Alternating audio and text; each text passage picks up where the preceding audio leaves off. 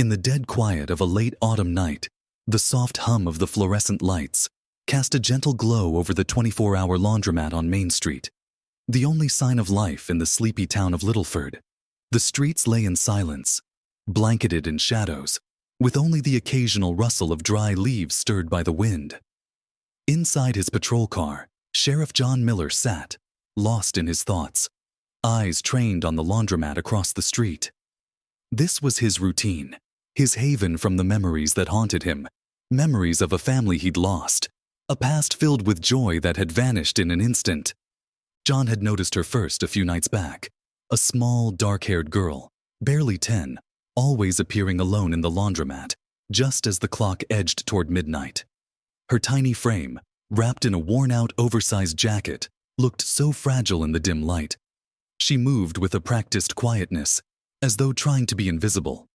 Her presence haunted him in a way he couldn't quite shake. She looked so small, so vulnerable, and the thought of her being there, alone, night after night, began to stir something deep within him, a feeling he hadn't allowed himself to feel in years. Tonight, he watched her once more. She held a small cloth bag stuffed with what looked like clothes, her steps hesitant as she pushed the door open and slipped inside. John watched as she began to sort through her things with an eerie sense of calm, her little hands folding each item with care.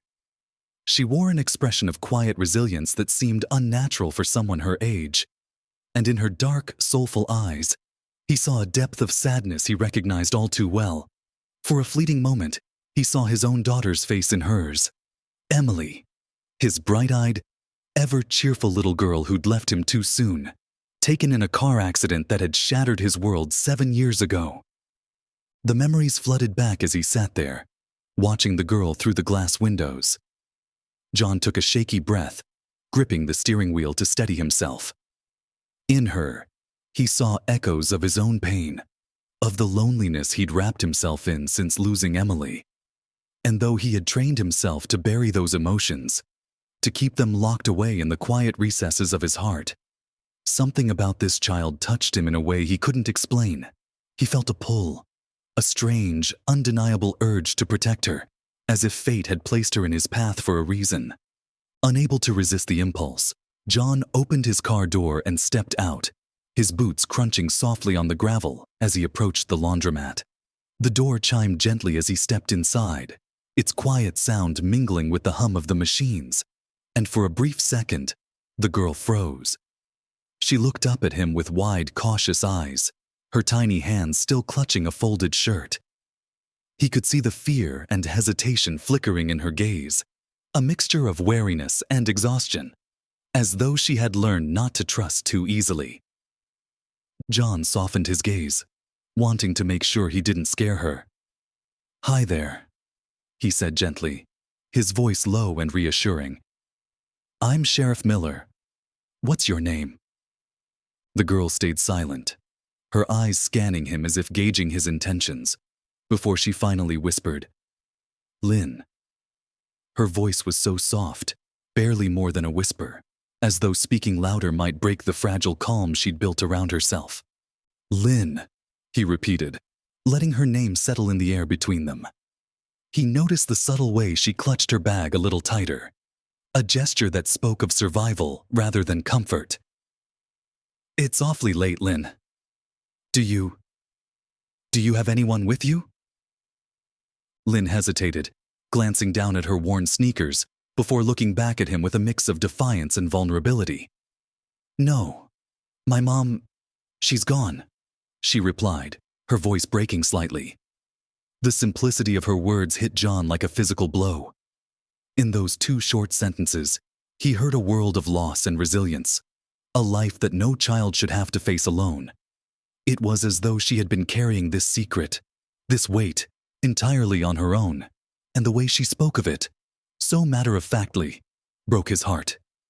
He wanted to say something, anything, that could ease her burden, but the words caught in his throat. How could he tell her that he understood? That he too knew the ache of losing someone dear? That he too had been left to wander alone in the wake of a tragedy? But he also knew that no words could take away the pain. All he could offer her in that moment was a silent promise that she wouldn't have to face it alone anymore. Taking a deep breath, John knelt down to her level, his voice softer than ever. "You don't have to stay here, Lynn. You don't have to be alone." He didn't know what he expected her response to be, but he certainly didn't expect the look of disbelief, mixed with a faint glimmer of hope, that crossed her face. It was as though she'd never heard those words before, as though no one had ever told her she had a choice. Lynn looked away, her fingers fiddling with a button on her jacket, clearly struggling to hold back tears. "My mom told me to be strong, that I could do it on my own." Her voice was laced with a quiet determination, a strength that was admirable yet tragic in someone so young. She looked at him, her eyes glistening. "But it's hard." John's heart ached as he listened. The raw honesty in her words, the way she admitted her struggles without a hint of self-pity. It was as if she had shouldered an adult's burdens with a child's heart. He reached out gently, placing a hand on her shoulder, and in that small gesture, he hoped to convey everything he felt: compassion, empathy, and an unwavering resolve. "Lynn, you don't have to be strong on your own anymore," he said, his voice barely a whisper. "I'm here now, and I promise you, I'll help you. Whatever it takes, I'll be here." Lynn's face softened, a flicker of trust appearing in her eyes as she looked at him. For the first time, she allowed herself to believe that maybe, just maybe, she didn't have to face the world alone. And in that moment, standing there in the dim glow of the laundromat, John knew that he was ready to take on whatever came next. He had found a purpose once more, a reason to open his heart, and he wasn't about to let go. As they stood there in silence, the hum of the machines filling the space around them, John felt the weight of his own grief beginning to lift, just slightly. He had found Lynn in her darkest moment, and in doing so, he had found a piece of himself he thought he'd lost forever. This was only the beginning, but he knew deep down that this encounter had changed both of them in ways they couldn't yet understand. For the first time in years, he felt a spark of hope. The following night, John found himself back in his patrol car, parked just across from the laundromat. He knew he could have assigned someone else to watch over Lynn, to keep an eye on her from a distance. But something had shifted within him. He couldn't bring himself to let anyone else be the one to look after her. Her presence lingered in his thoughts, her small, cautious gaze haunting him. He was driven by an inexplicable urge to make sure she was safe, that she had somewhere warm to rest her head and someone she could rely on. Just past 11, John spotted her again. A small figure stepping quietly down the sidewalk, her form almost lost in the oversized coat she wore. She clutched her cloth bag tightly, her head down as she made her way to the laundromat door. His heart ached at the sight. There was a fragility about her, but also a quiet resilience that resonated with him deeply. Tonight, he was determined to do more than simply watch from afar. Stepping out of his car, John approached the laundromat once more, the door chime ringing softly as he entered. Lynn looked up, her eyes widening in mild surprise, but there was a recognition there too. Perhaps she sensed that he wasn't here to threaten or frighten her, but to understand her, to help in some way. "Hi, Lynn," John greeted, keeping his voice calm and gentle. He motioned to the bench beside her. "May I sit here with you?" Lynn hesitated but nodded, moving her bag closer to her side as though it were a precious possession. John sat down, giving her a small, reassuring smile. For a few moments, they sat in silence, the hum of the machines and the distant ticking of the clock filling the space around them. He wanted her to feel safe, not pressured, as if this were just a normal conversation, and he were just another friendly face. After a while, John gently broke the silence. "I know it's hard being alone," he said, his tone soft. "And I can see you're doing your best, Lynn. But you don't have to keep doing this all by yourself." She looked down, her hands fidgeting with the frayed edges of her coat. "My mom. She told me I had to be strong," she whispered, her voice barely audible. She was all I had. The pain in her voice cut through John, but he could also sense the immense courage it took for her to speak those words aloud. What happened to her, Lynn? John asked gently, not pressing but giving her the space to share, if she chose to.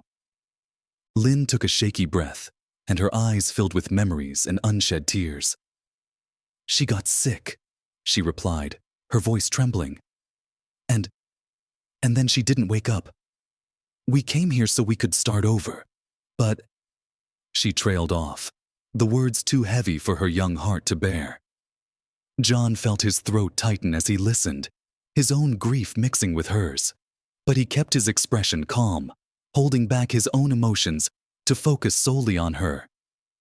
"Oh, Lynn," he murmured, his voice filled with empathy. "I'm so sorry. That must have been so hard for you."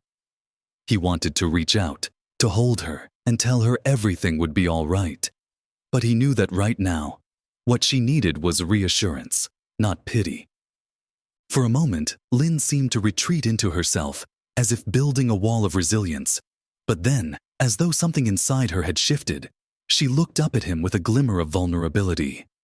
Do you think she's proud of me?" she asked, her voice filled with doubt and a faint hope. Even though I can't be as strong as she wanted?" John swallowed the lump in his throat, moved by her quiet question. He leaned closer, his gaze steady and warm. "Lynn, I think your mother would be incredibly proud of you.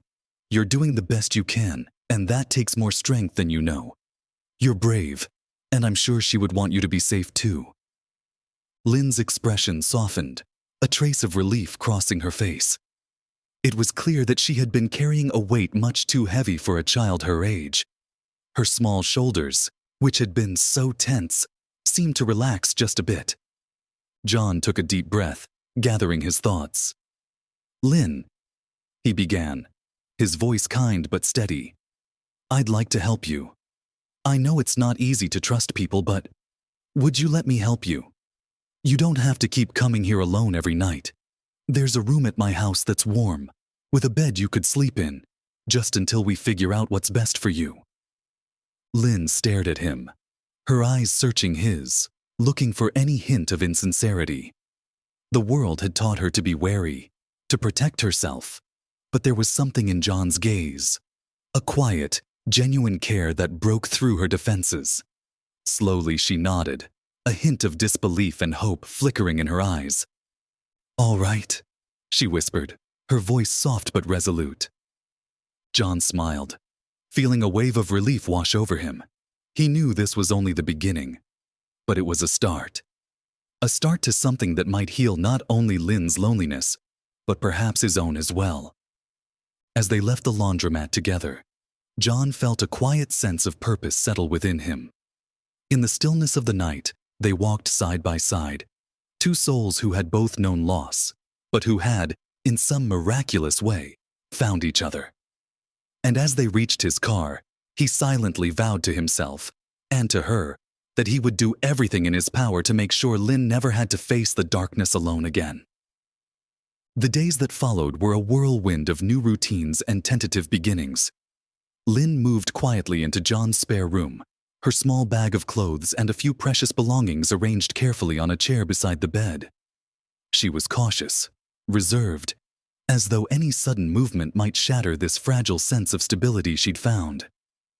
John, recognizing her need for time and space, approached everything with patience and a gentle, unwavering kindness. He knew that trust was not something Lynn would give easily. It was something that had to be earned, slowly, over time. Each morning, John prepared a simple breakfast, setting the table with toast, eggs, and juice. On the first morning, Lynn hesitated at the doorway, watching him from a distance before cautiously sitting down across from him. "Good morning, Lynn," he greeted her, his voice warm. "I made some breakfast. I hope you like it." Lynn nodded shyly, murmuring a quiet, "Thank you," as she nibbled at her toast, her eyes darting around the room as if taking in every detail. John noticed her quiet attentiveness and felt a surge of protectiveness rise within him. He wanted her to feel safe here, to know that this house, this table, this food, it was all hers too. Over the next few days, Lynn began to settle into the rhythms of her new life. She would wake up early, help tidy up around the house, and sit with John as they shared quiet meals. She still didn't talk much, and her gaze often held a hint of caution, as if she was waiting for something to go wrong. But John could see small signs of trust starting to grow. She no longer flinched at the sound of the front door, and when he'd come home from a shift, he'd find her reading quietly in the living room, as though she was finally allowing herself to feel a sense of belonging. One evening, as they sat together after dinner, John reached for a small photo album he'd kept tucked away on a shelf. He hesitated for a moment before opening it, showing Lynn the photos of his family, his late wife Sarah, his daughter Emily, and himself from what felt like a lifetime ago. Lynn looked at the photos, her expression thoughtful, her eyes lingering on the images of Emily. "She was beautiful," Lynn whispered, her voice barely audible. "I'm sorry, John. I didn't know." John gave her a small, sad smile, feeling the familiar ache of loss, but this time it felt less sharp, less overwhelming. "Thank you, Lynn," he replied softly. "Emily was full of life. She had this way of lighting up a room, kind of like you do." Lynn's cheeks flushed slightly, a faint smile tugging at the corners of her mouth. For the first time, she allowed herself to lean into the warmth of their new bond. It was subtle, but John could feel the barriers beginning to soften.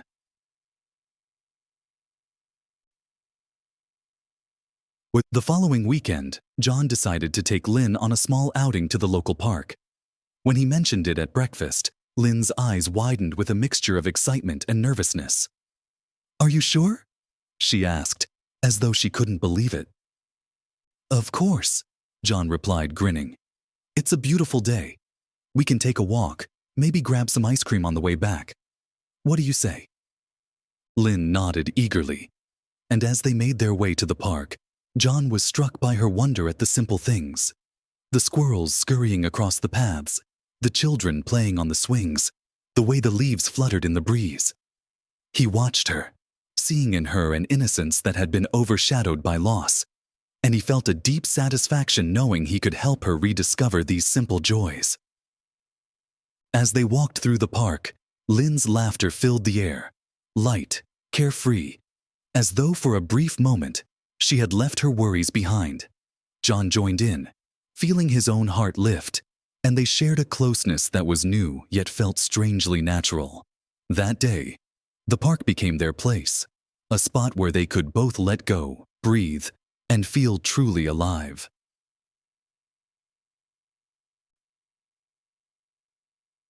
As time went by, Lynn's initial wariness began to melt away. She started to trust John in a way that went beyond gratitude. It was a genuine connection, a newfound sense of family. She began calling him Dad on occasion, each time her voice tentative, testing the word on her tongue like it was something precious and fragile. John's heart swelled every time he heard it, and he cherished each moment they spent together. One night, after John had read her a story and tucked her into bed, Lynn looked up at him, her expression both hopeful and vulnerable. Do you think Mom is proud of me?" she asked, her voice soft, filled with longing. John knelt beside her, his hand gently resting on her shoulder. "I know she would be incredibly proud of you, Lynn," he replied, his voice thick with emotion. "You're brave, kind, and strong. I think she'd be so proud to see how much you've overcome." Lynn's eyes shimmered with tears, but she gave him a small, grateful smile, a silent acknowledgement that his words meant more to her than she could express. In that moment, John realized just how much she had come to mean to him. She wasn't just a child he had taken under his wing. She had become his family, his reason to keep going.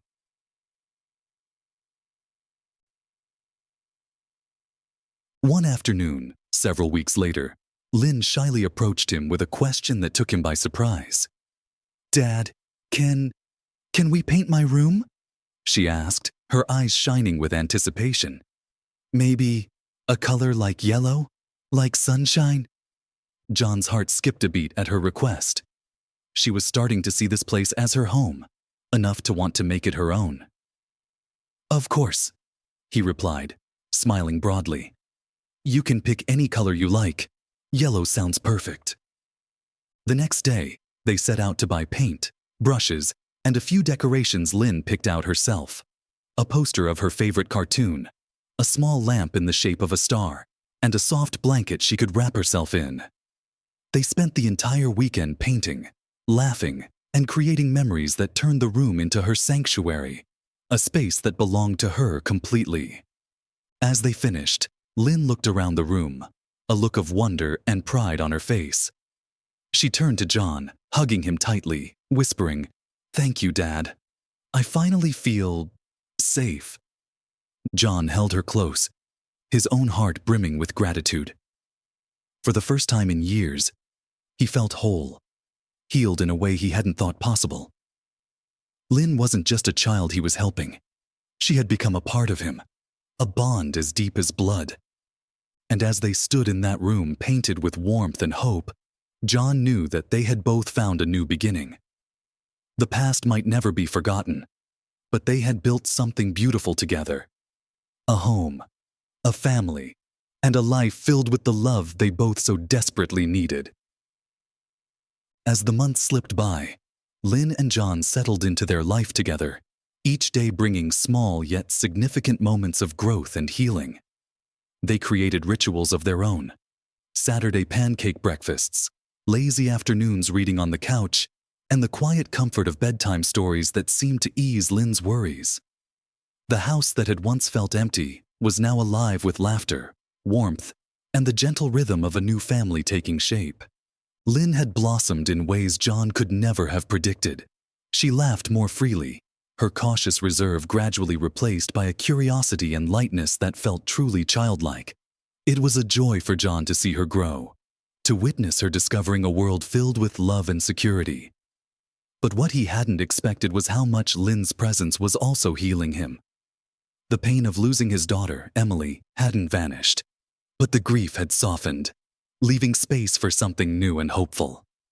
One evening, after John had tucked her into bed, Lynn looked up at him with those dark, expressive eyes that always seemed to see right through him. "Dad," she said, the words still new and tender on her lips. "Do you ever think Mom and Emily know about us? That we're happy?" John's heart tightened at her question, a mixture of sorrow and gratitude flooding him. He reached out, gently brushing a strand of hair from her face. "I think they do, Lynn," he whispered. "I think they're watching over us, and I believe they're happy to see us together." A small smile tugged at Lynn's lips, and she gave a soft nod before closing her eyes, her trust in him as profound as it was humbling.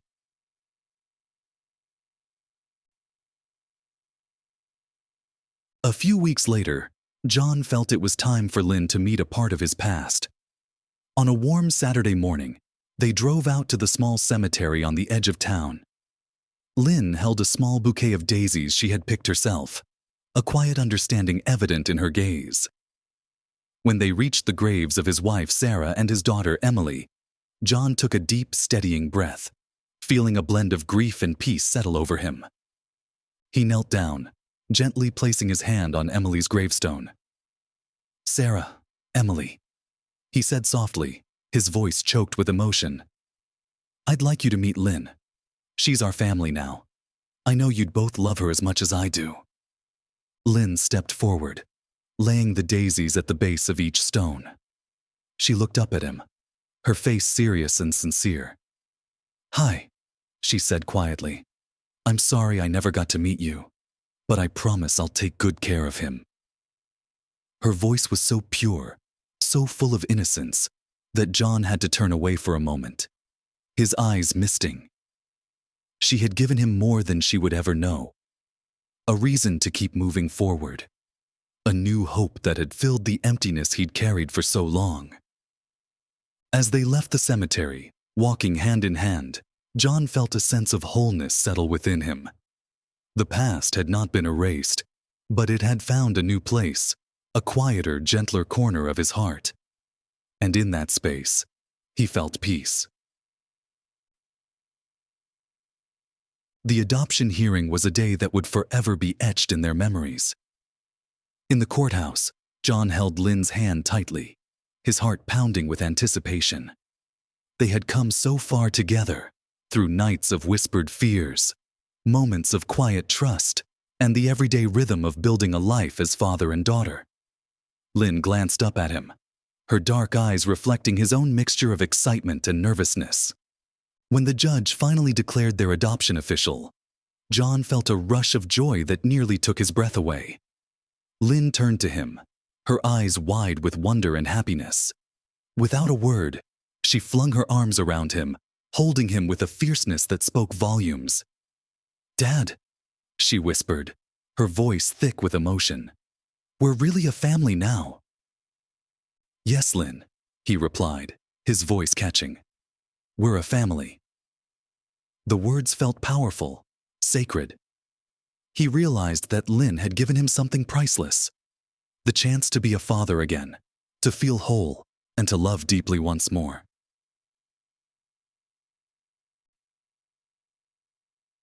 To celebrate, they went back to the laundromat that night. Lynn had insisted on it, her eyes twinkling with nostalgia. "It's where you found me," she said with a small smile. "I want to remember it, but now, as a happy place." John couldn't refuse her.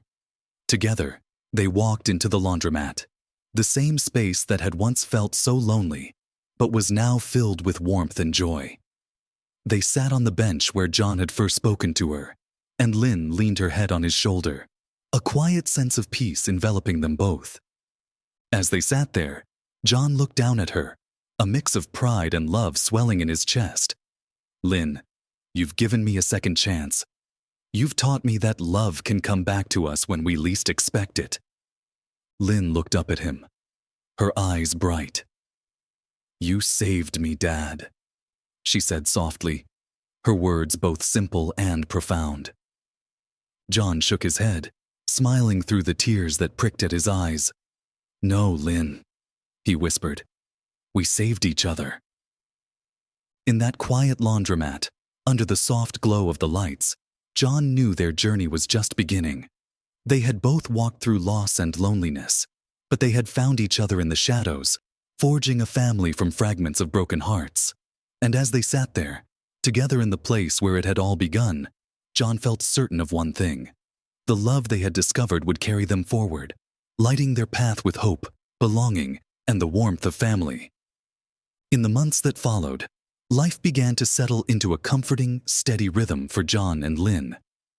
They created routines, rituals that made their house feel like a true home. Every Saturday, John would make Lynn's favorite breakfast, pancakes with syrup and fresh berries, and they'd sit together, laughing over simple things, like the shapes her pancakes accidentally formed. Lynn's laughter became the melody that filled the house, each sound echoing the happiness that had become so precious to both of them. One Saturday morning, as John flipped the last pancake, Lynn looked at him thoughtfully. "Dad," she began, "do you ever wonder what would have happened if we hadn't found each other that night?" John paused, the question hanging in the air like a soft weight. He turned to her, his face filled with a mix of affection and gratitude. "I think about it often, Lynn," he admitted, "and every time I feel incredibly lucky that I did find you. You've brought so much light and happiness into my life. It feels like we were always meant to find each other." Lynn's eyes shone with the unspoken emotions she held for him. She took his hand, her small fingers gripping his tightly. "I feel the same way," she whispered. "You're my family." As time went on, they continued to return to the laundromat now and then, not because they needed to, but because it had become a place of memories, a symbol of where their story began. They would sit on the old bench, sometimes talking, sometimes just being quiet, each grateful in their own way for the life they had built together. One warm spring evening, as the sun set in hues of pink and gold, John and Lynn returned to the laundromat once more. This time, Lynn brought with her a small notebook she'd been filling with sketches and memories of their time together. She handed it to John with a shy smile, and he opened it to find drawings of them, little moments captured with love and humor. There was a sketch of their Saturday pancakes, a drawing of them at the park, and even a funny doodle of John falling asleep in the armchair after a long shift. John chuckled, his heart swelling with pride. "You're so talented, Lynn. Thank you for this," he said, touched beyond words. It was as if she had captured every memory they'd shared, each one a testament to the love they had both found and built together. They sat quietly for a while, watching the gentle hum of the machines, each wrapped in their own thoughts. Finally, Lynn looked up at him, her eyes filled with a profound peace. "Dad," she said, her voice steady and warm. "I'm happy. I never thought I could feel this way, but I am." John wrapped an arm around her, pulling her close. "You deserve to be happy, Lynn," he replied softly. "And I'm so grateful every day that we found each other. You've brought me back to life in ways I didn't know were possible." In that moment, sitting in the place where they had first met, John felt a profound sense of closure and renewal. They had both come a long way from the broken places they once knew. The pain of the past was still there, but it had been woven into something beautiful, a family built on resilience, love, and the unbreakable bond they now shared. As they walked back home, hand in hand, John looked down at Lynn, his heart overflowing with gratitude and love. He knew the journey they had begun would continue to unfold, filled with more laughter, challenges, and moments of deep connection. Together, they had found a way to heal, to turn their losses into something meaningful and lasting. For John and Lynn, the future was no longer a shadowy unknown. It was a path illuminated by hope and the warmth of belonging. And as they closed the door to their home that evening, they knew they had each other, today, tomorrow, and forever. They were finally and truly a family.